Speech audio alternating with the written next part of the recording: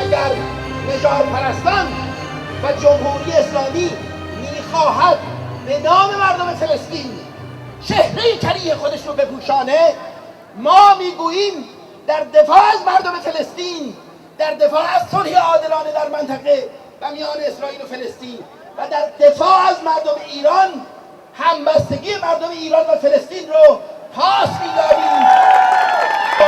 افقهای نظری متفاوت اما با یک کلام واحد: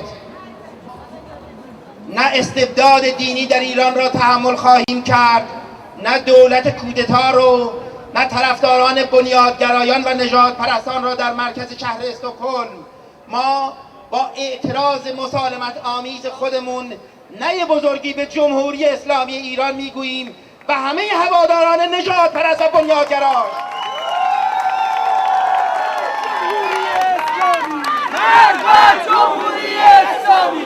مرگ بر جمهوری اسلامی! مرگ بر جمهوری اسلامی! مرگ بر جمهوری اسلامی! نه غزه، نه لبنان، جانم فدای ایران! نه غزه، نه لبنان، جانم فدای ایران! اسلامیستان رژیم ایران! اسلامیستان رژیم ایران! دوستان، من همین لحظه با پلیس گفتگو داشتم.